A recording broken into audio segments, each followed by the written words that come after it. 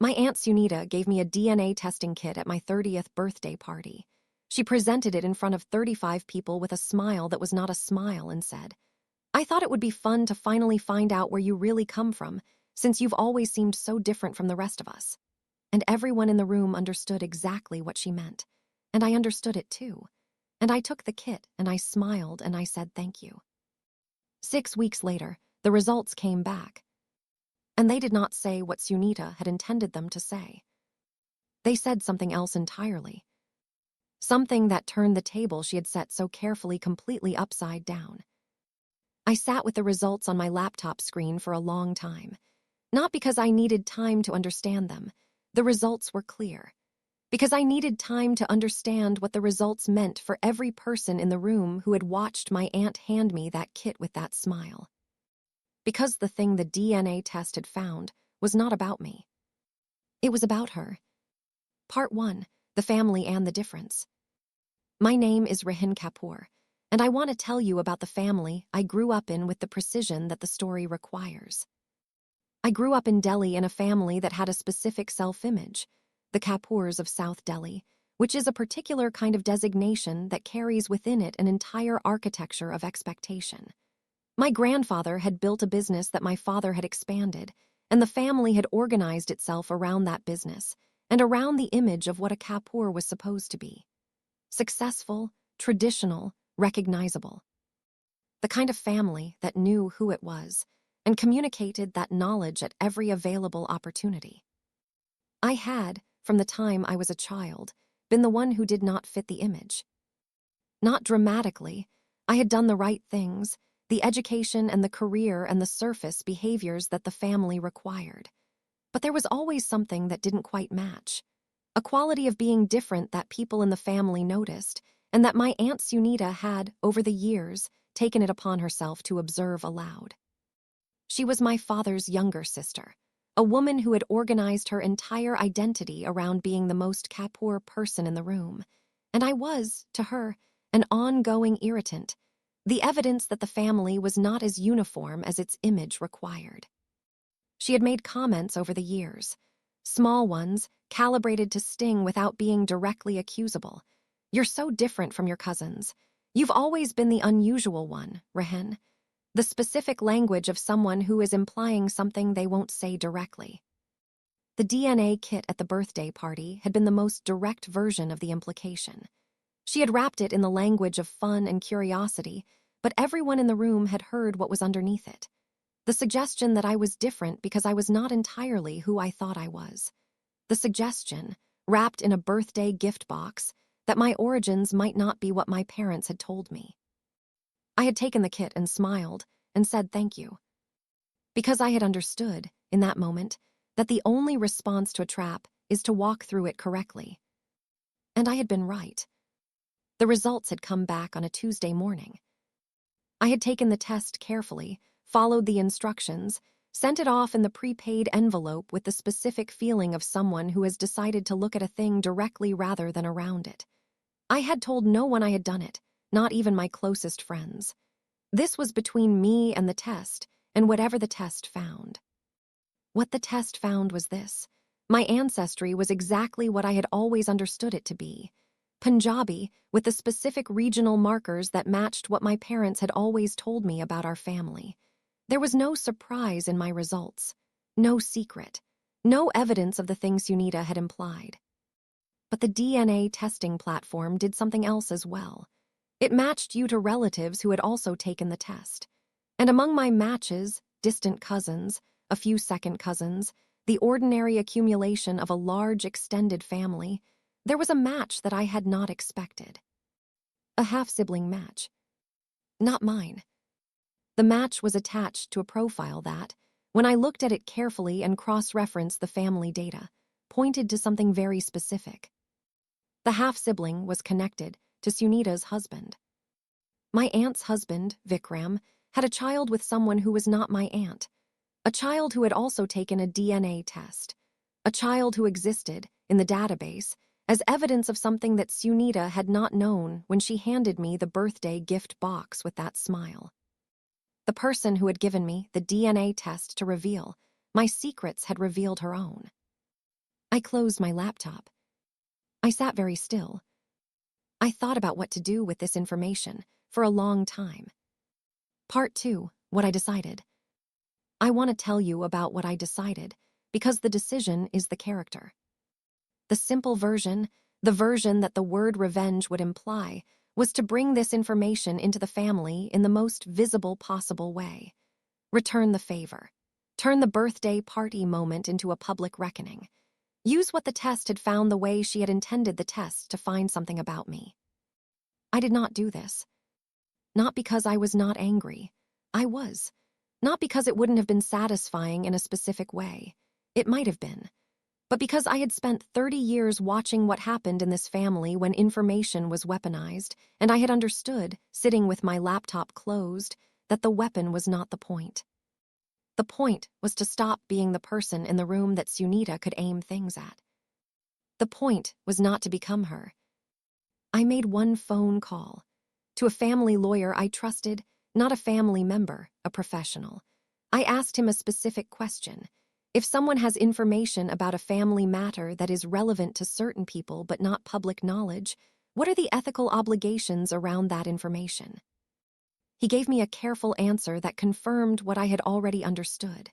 The information was relevant to specific people, to Sunita, to her husband, to the child in the database who had a father they may not know. It was not mine to deploy as a weapon, but it was also not mine to suppress indefinitely. I decided to hold it, to know what I knew, and to stop pretending that the dynamic in this family, the one where I was the target of implications and suggestions, was one I was going to continue participating in. The DNA test had not found what Sunita wanted it to find. It had found what it found. And I was going to let that sit quietly with me for now. And I was going to stop being small. Part 3, Arian. I need to tell you about Arian before the story continues, because Arian is the story. Arian Bose had been my closest friend for 4 years. We had met at 30 and 29 respectively. I had been 26 when we met. He had been 25, through a professional context that I will describe. I was working as a brand strategist for a mid-size agency in Delhi, and he had come in as a photographer for a campaign we were running. He was freelance, had been building his photography career for 3 years at that point, and had the specific quality of people who are doing exactly the right thing and know it. The ease of someone whose work and identity are the same thing. We had been thrown into a 3-day shoot together and had discovered, over those 3 days, that we thought about things in very similar ways. We had talked through the shots, through the creative decisions, through the brief and what it was actually asking for and what it should be asking for. The conversation had gone past the professional quickly, the way it does when 2 people are using the work to talk about something larger. At the end of the 3-day shoot, he had said, "We should have lunch sometime." I had said, yes. 4 years later, he was the person I called when things happened that mattered. He was the person who came to birthday parties and sat at my table and noticed when my aunt handed me the DNA kit with that smile. He was the person who had, on the drive home from the birthday party, said, "What was that about?" I had told him, not all of it, not the long version with all the history, the short version that covered the essential facts. He had listened, and he had said, "Are you going to take it?" I had said yes. He had said, "Let me know what it says." He was the only person I had told about sending it in, and he was the first person I told about the results. I called him the Tuesday morning, after the results came back. He picked up on the second ring. He was between shoots, he said, finishing the morning coffee. I told him I had the results. He said, "Come over." I went over. He lived in a flat in Lajpat Nagar that was organized around the photography, prints on the walls, equipment in the corner, the particular density of a space that was also a working studio. He had made more coffee, and we sat at the kitchen table in the way we always sat, across from each other, the full version of the conversation available to both of us. I opened my laptop. I showed him the results. He looked at them. He understood them quickly. Arian was someone who understood things quickly. He looked at the half-sibling match and the data trail that led to Vikram, and he was quiet for a moment. "She gave you the test to find something on you," he said. "Yes," I said. "And the test found something on her husband," he said. "Yes," I said. He sat with this. "What are you going to do?" he said. "I've been thinking about that," I said. "I don't think I'm going to do anything with it, not yet, not as a weapon." He looked at me with the expression he had when he thought I had done something right and wanted to confirm he was reading it correctly. "You're going to hold it," he said. "I'm going to know what I know," I said. "And I'm going to stop being the person in that family who accepts the suggestion that I'm less than I am. I'm going to stop accepting the dynamic." He was quiet for a moment. "The dynamic," he said. "You've watched it for 4 years," I said. "The comments, the implications, the birthday party. I've been making myself smaller to fit into a space that was never the right size anyway." "Yes," he said. He had said this before gently, without pushing. He had watched me manage down in family contexts for 4 years and had said so once directly, and had not said it again because he had understood I would get there in my own time. "I got there," I said. He almost smiled. "I know," he said. "I can see you got there." We sat at the kitchen table in the Lajpat Nagar, flat in the morning light, and I felt, for the first time since the birthday party, like the window had been cleaned. Like the thing I had been looking through had been removed. "Aryan," I said. "Yes," he said. "Thank you for the last 4 years," I said. "For being the room where I was always the real version." He looked at me. "Always," he said, quietly, in the specific tone he used for things he meant completely. I looked at him across the kitchen table in the morning light and noticed something I had been filing for 4 years, and that I was, in this particular morning after this particular week, running out of room to keep filed. Part 4, the family aftermath. The family processed the birthday party DNA kit in the way my family processed everything, through the telegraph. Within 2 weeks, various cousins had texted me asking about the results. My mother had called and asked with a careful neutrality that told me she had been thinking about it. My father had not said anything, which was his way of saying he was thinking about it. Sunita had called once, the week after the birthday party, to ask if I had sent the kit in. I had said yes.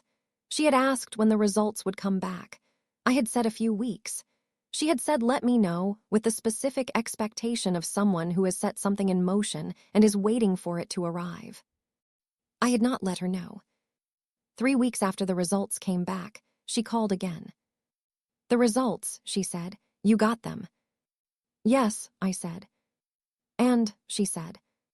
"And they confirmed exactly what I already knew," I said. "My ancestry is what it's always been, nothing surprising." A pause. "Nothing," she said. "Nothing unexpected," I said. Another pause, longer, the specific pause of someone whose plan has not produced the expected result. "Well," she said, "that's good then." "Yes," I said, "it is." She said something about the party, something social and smooth, and we ended the call. I put my phone down. I knew what I knew. She didn't know what I knew. And for now, that was exactly where things needed to be. The change in me was not dramatic. It was the specific change of someone who has stopped performing a smaller version of themselves, gradual, internal, expressing itself in small decisions rather than announcements. I stopped calibrating what I said at family gatherings to fit the space Sunita's dynamic had created. I stopped accepting the implications with silence. When something was said that required a response, I responded, not with attack, with the simple, honest refusal to agree that the implication was accurate. My cousin Pratik noticed first. He was younger than me, 26, and had always been quietly observant of the family dynamics without participating in them.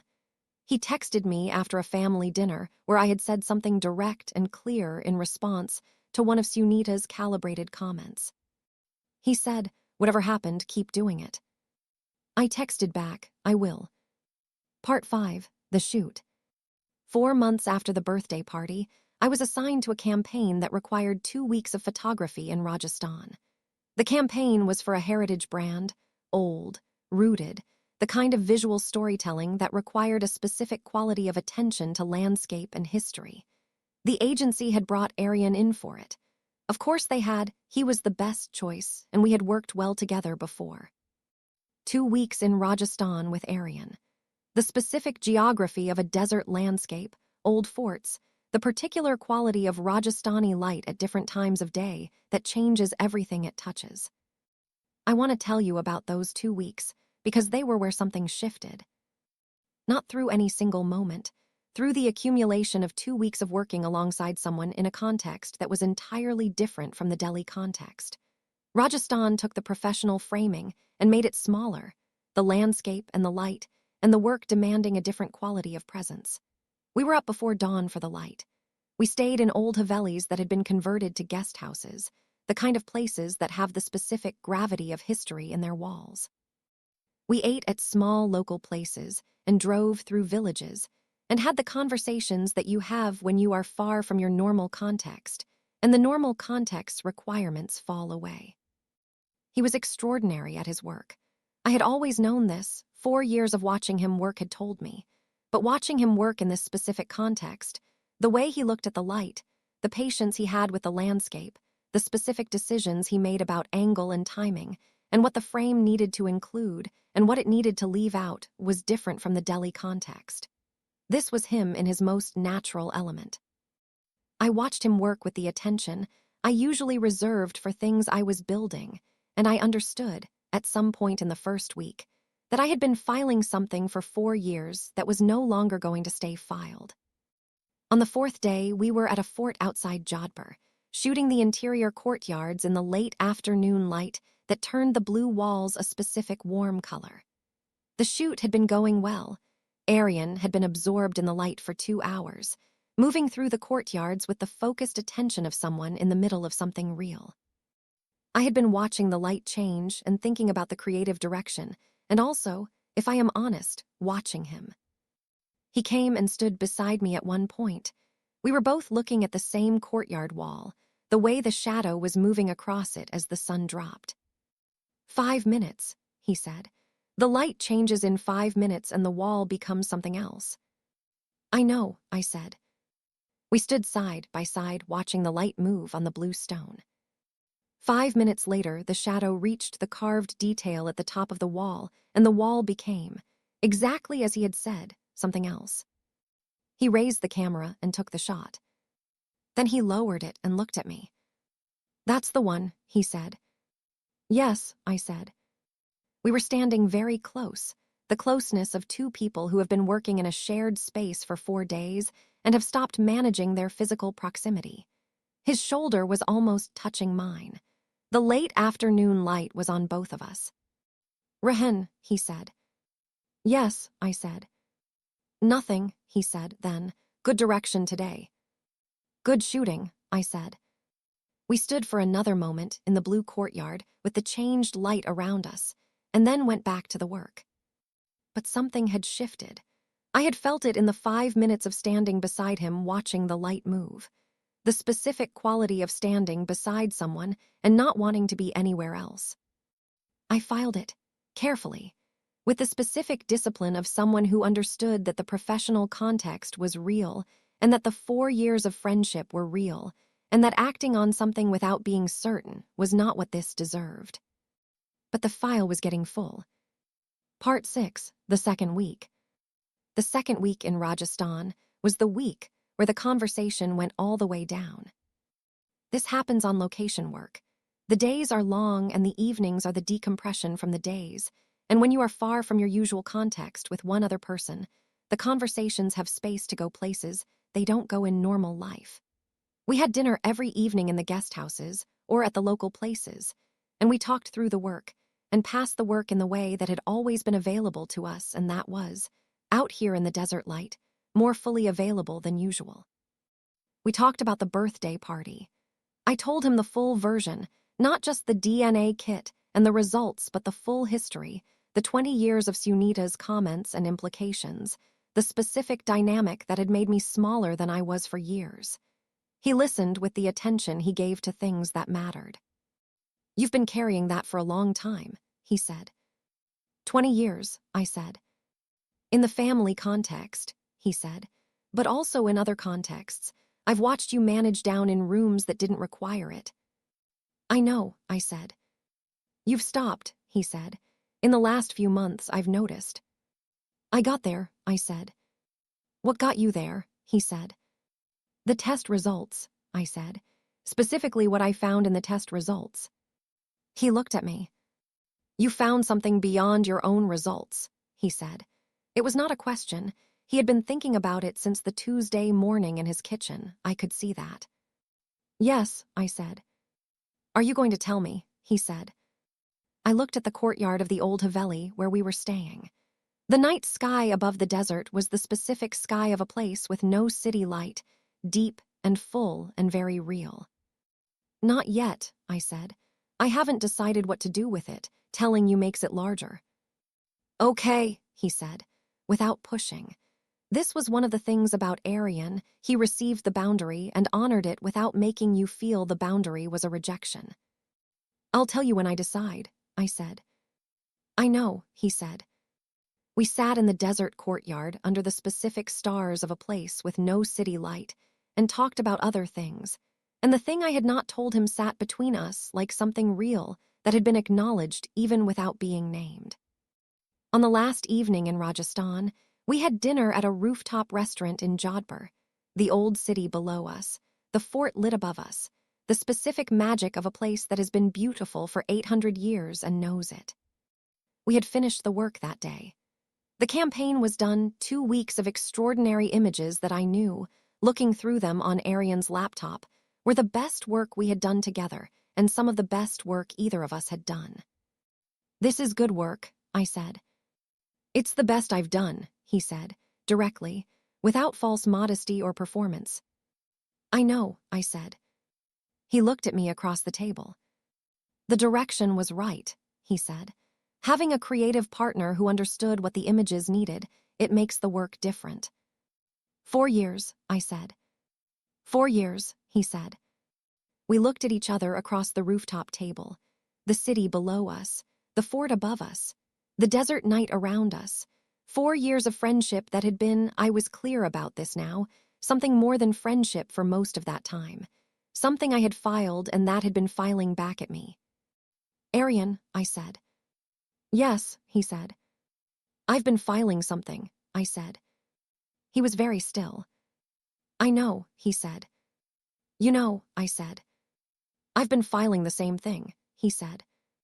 The rooftop was warm and the city was beautiful below it, and we were 2 people who had just spent 2 weeks in the most beautiful light in India, and were now, on the last evening, done filing. "The professional context is real," I said. "Yes," he said. "The 4 years of friendship are real," I said. "Yes," he said. "And I'm not going to manage either of those things by pretending the other thing isn't real," I said.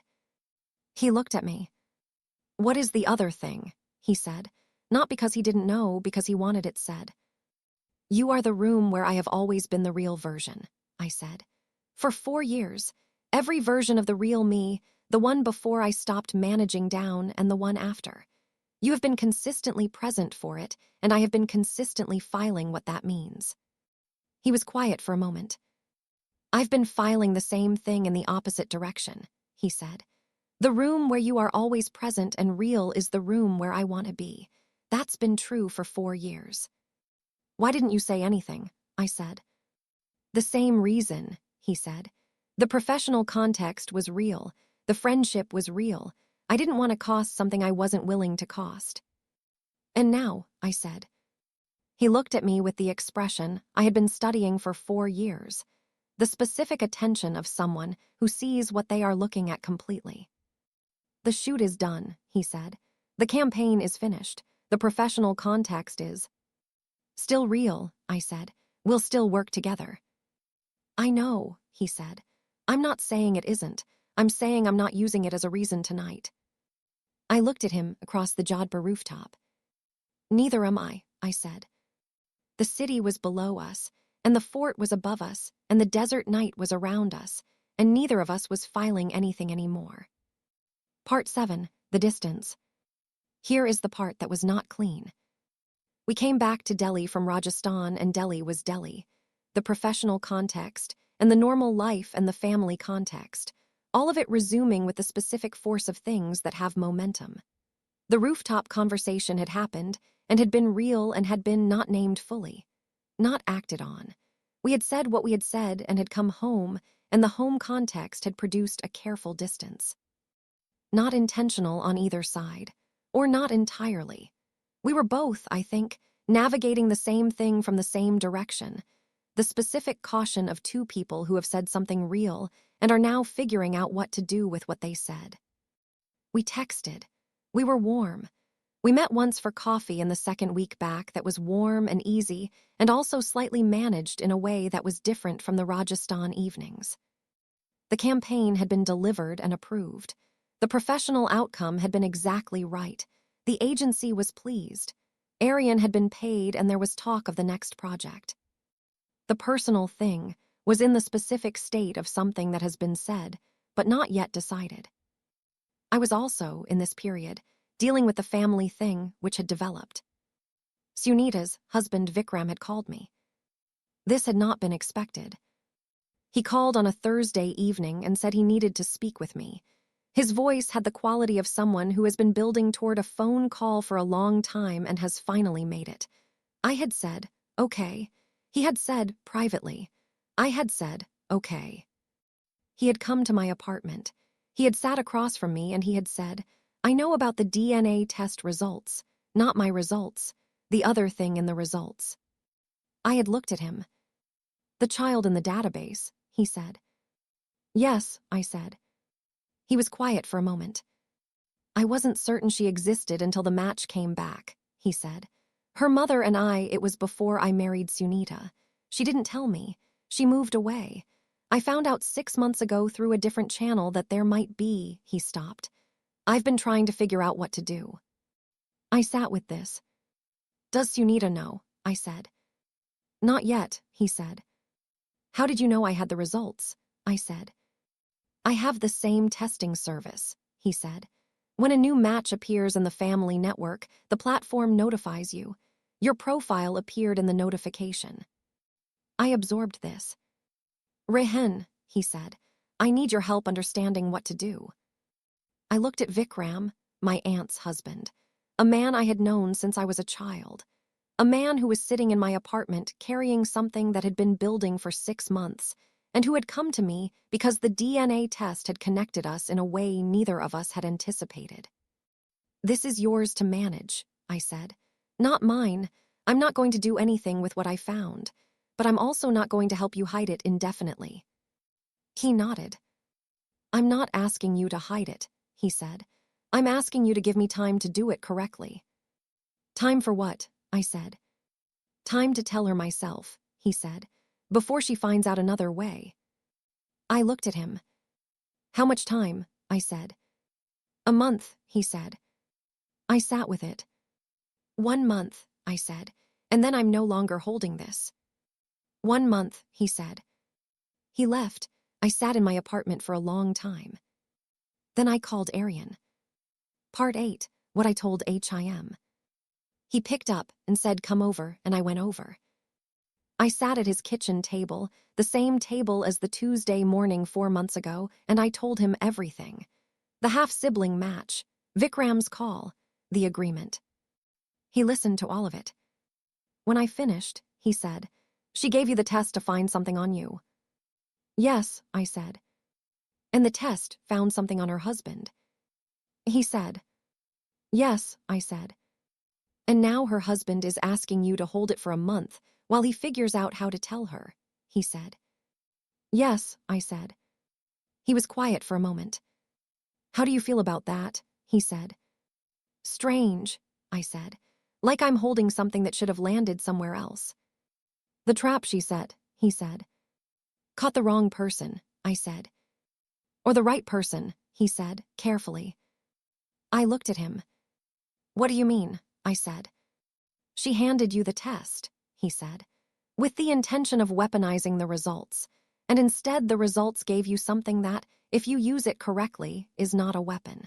It's a truth that needed to come out, and that is going to come out through the right people, in the right order, because you chose not to use it the way she intended. I sat with that. I'm not the one who gets to deliver this truth, I said. No, he said. That's exactly the point. I looked at him across the kitchen table. Aryan, I said. Yes, he said. In Rajasthan, I said. He looked at me. The careful distance of the previous 2 weeks was still there, but thin now. Thin in the way of things that have been maintained past their usefulness. Yes, he said. I'm done being careful about it, I said. Not because the professional context doesn't matter, and not because the 4 years don't have a shape that deserves respect, but because being careful about it is now the thing that is costing more than saying it. Say it then, he said. I want to be with you, I said. Not managed, not filed, not professional with the other thing maintained at a careful distance. I want the whole version of this, whatever it looks like, worked through honestly with both of us paying attention to what it requires. He was looking at me with that expression, fully present, the filing completely gone. I've wanted that for 4 years, he said. Since the 3-day shoot when I said we should have lunch sometime, and I meant something much larger than lunch. I know, I said. I think I knew then too. We were both careful, he said. We were, I said, and the care was right for a while, and now it's not. He came around the table, not dramatically, just the straightforward movement of someone removing the last managed distance. The professional context, he said. We've always worked well, I said. That doesn't change. No, he said, it doesn't. We stood in his kitchen in the Lajpat Nagar flat in the specific afternoon light, and neither of us was filing anything, and neither of us was being careful about the wrong things anymore. Part 9, the month. The month Vikram had asked for was the month where everything shifted. Not because of Vikram and Sunita, that was their story to work through, and it worked through in the way of difficult truths delivered honestly, which is to say, painfully, slowly, and without clean resolution. Vikram told Sunita in the 3rd week. The family telegraph activated. The next 2 weeks were the specific difficult period of a family processing information it had not anticipated. I was not at the center of this. I had held what I had been asked to hold and had released it when the time came, and the information had moved through the family in its own way. What I was at the center of was something else. Aryan and I had stopped filing. The month was the month of learning what that meant in the ordinary context, not the rooftop in Jodhpur, not the Haveli courtyard, but Delhi. The coffee place we had been going to for 4 years, now with the different quality of 2 people who have stopped managing a distance. The evenings in his flat going through his prints, now with the different quality of 2 people who are not performing anything. The work, we had been brought in together for a new project, a smaller one, and the working together had the quality of something that had always been in it, but that was now not being managed. My friend Deepak, an old friend from university who had known me for 8 years, said, the 3rd time he saw us together in this month. Finally. What? I said. 4 years, he said. Finally. I looked at him. Was it that obvious? I said. To everyone except you 2, he said. I thought about 4 years of filing, of both of us filing, of the professional context and the 4 years of friendship that had been, according to Deepak, and apparently anyone who had been paying attention, visibly more than either of us had been willing to name. We were careful, I said. You were, he said. It was still obvious. I almost laughed. Good obvious or bad obvious, I said. The best obvious, he said. The kind that makes people root for you. Part 10, Sunita. I want to tell you about Sunita, because the story is not complete without the full picture. She called me 3 weeks after Vikram had told her. I had been expecting the call, not with dread, just with the understanding that it was coming and that it deserved to be answered. She called and said my name, and I said her name, and there was a long pause. I owe you an apology, she said. This was not what I had expected her to say first. The birthday party, she said. The DNA kit. I gave it to you too. I wanted to find something. I was unkind and I was wrong. I sat with this. Why? I said. Not angrily. I genuinely wanted to understand. Because you've always been the one who didn't need me, she said. To approve of you or include you or validate you. You were always just sufficient, in yourself. And I found that, she stopped. Threatening, I said. Irritating, she said. Which is the same thing, I understand now. I looked at the window of my apartment. You don't need my approval, I said. You never did. I don't have any power over what you are. I know, she said. I know that now. The test found what it found, I said. I did not say what it had found. We both knew what it had found. Yes, she said. I didn't do anything with it, I said. Vikram asked for time and I gave him time and then it was his to manage. I know, she said. He told me that you gave him a month. A pause. You could have used it differently. I know, I said. Why didn't you? She said. I thought about the answer. Because I'm not you, I said. Not unkindly, just accurately. A long silence. No, she said, you're not. I'd like to have a real relationship with you, I said. Not the one we've had, if you're willing to try. She was quiet for a moment. I don't know how to do that yet, she said. Neither do I said, but I'm willing to figure it out if you are. Okay, she said quietly. Okay, I said. We hung up and I sat in my apartment and understood that this was the beginning of something that would take time and that I was willing to give it the time it needed. Part 11, the real version. 6 months after the birthday party. I want to tell you what my life looked like because the looking at it is the point. The campaign from Rajasthan had been released and had done well. It had won an industry award, which was not the point but was also not nothing.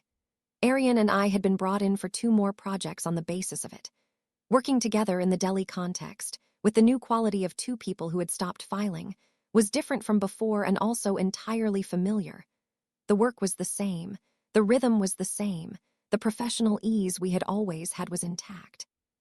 What was different was the absence of the managed distance. The thing that had cost energy to maintain was no longer costing anything because it was no longer being maintained. My family was in a period of adjustment. Vikram and Sunita were working through something that was painful and private and not mine to involve myself in. The extended family was processing.